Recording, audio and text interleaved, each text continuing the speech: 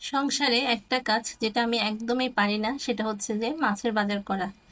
এই মাছের বাজার করতে গেলে আমি আসলে হিমশিম খেয়ে যাই, কোন মাছটা ফ্রেশ আমি বুঝে উঠতে পারি না। তো বাসায় যদি আসলে বাজার না থাকে প্রতিদিন কি রান্না করব আমার একটা চিন্তা হয়ে যায়। তো গত কয়েকদিন ধরে এরকমই হচ্ছিল, আপনাদের দাদাকে বলছিলাম বাজারে যেতে, ও সময় পাচ্ছিল না, অফিসে এত চাপ ছিল। তো অবশেষে বাজার করে আনলো, তো আনলো, এতই বেশি করে আনলো যে এগুলো গুছাতেই আমার 2-2.5 ঘন্টা চলে গেল। তবে আমার একটাই ভালো লাগছে যে প্রত্যেকটা মাছই কিন্তু অনেক ফ্রেশ ছিল আর আমার অনেক পছন্দ হয়েছে। আমি মাছ বাজারে না চিনলেও কিন্তু বাসায় আনার পর বুঝতে পারি যে এটা ফ্রেশ, এটা মানে ভালো হবে মাছটা।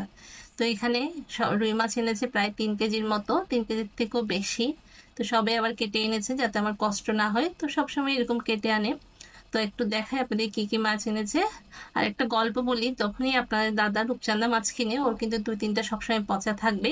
তবে এবারে এতটা ভালো যে প্রত্যেকটা মাছই ছিল একদম ফ্রেশ। মানে আমি ওকে দেখে মাছ দেখেই বলছিলাম যে মাছটা তো অনেক ভালো। এ প্রথমবার মনে হয় ও মানে রূপচাঁদা মাছ কিনে ঠকেনি, একদমই জিতে গেছে। তো তার সঙ্গে শুটকি ছিল।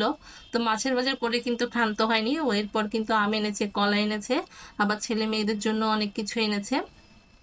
তো এই যে ছেলে মেয়েদের জন্য চকোস এনেছে, তারপর কর্নফ্লেক্স, যা যা ছেলে মেয়েদের লাগে ওগুলো এনেছে। তো আপনাদের মনে হতে পারে দাদা এতগুলো বাজার কিভাবে আনলো, আসলে মাছের বাজারে আম তো এনেছে, বাকিগুলো ফোন করে দিয়ে দোকান থেকে নিয়ে আসছে। তো আমার কাছে তো সব চলেই আসলো, কিন্তু এই গুছাতে যে আমার কতটা কষ্ট হয়েছে বলার মতো না।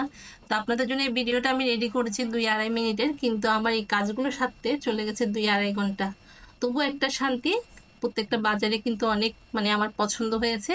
আর এই যে আমগুলো যে এত মিষ্টি ছিল বলার মতো না। তো আপনাদের সঙ্গে আজকে একটা ছোট্ট ভিডিও শেয়ার করলাম, আজকের মতো এখানে বিদায় নিচ্ছি, সবাই ভালো থাকবেন, টাটা।